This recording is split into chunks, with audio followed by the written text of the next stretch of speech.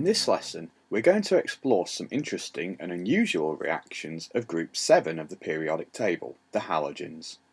Let's start with a chlorine reaction. No doubt you've heard about the reaction of hydrochloric acid with sodium hydroxide. But what if you were to bubble diatomic chlorine gas into some cold sodium hydroxide solution? The reaction is not the same. As well as sodium chloride salt and water, we also get sodium hypochlorite, made up of a normal sodium 1 plus cation and the hypochlorite 1 minus anion seen here.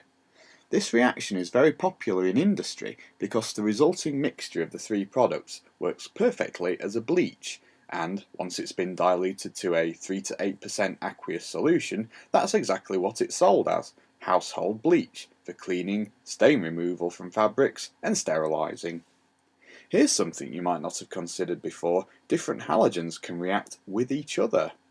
Chlorine and iodine can react together to form iodine monochloride.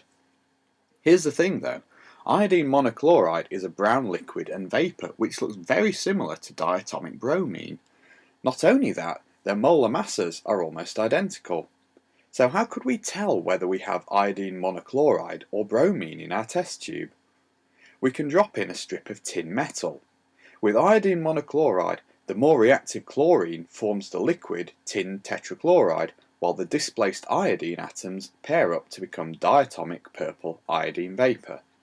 In contrast with bromine, the test tube will become colourless as all the bromine reacts with the tin to form the colourless liquid tin bromide. Now a reaction involving fluorine. Have you ever heard of hydrofluoric acid? You will probably never have seen any in your labs because it's so dangerous. It cannot be stored in glass bottles like other acids are. Hydrofluoric acid is so corrosive that it can attack and dissolve glass. It does this by forcing the silicon dioxide component of the glass, which is usually chemically inert, to react, forming silicon tetrafluoride and water. It is the only acid capable of doing this. Here's a challenge. If you start with hydrogen gas, fluorine gas and silicon dioxide, can you write and balance equations showing how the process happens? You will need two different chemical reactions. Pause the video and have a go, then resume. Here's the answer. The first reaction is this.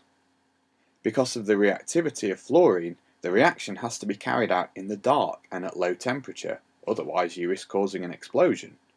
And here's the second reaction. Hydrofluoric acid can only be stored in certain types of plastic which are resistant to its corrosive power. But we can exploit this power too.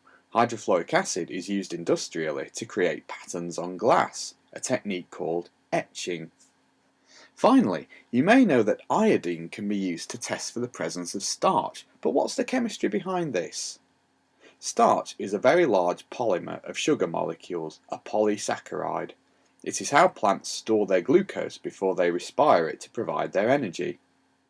In an aqueous environment, one of its components, amylose, forms long repeating chains, which are coiled rather like a tiny spring. We can make an iodine-based reagent by dissolving diatomic iodine in an aqueous solution of potassium iodide. This creates the negatively charged triiodide ion.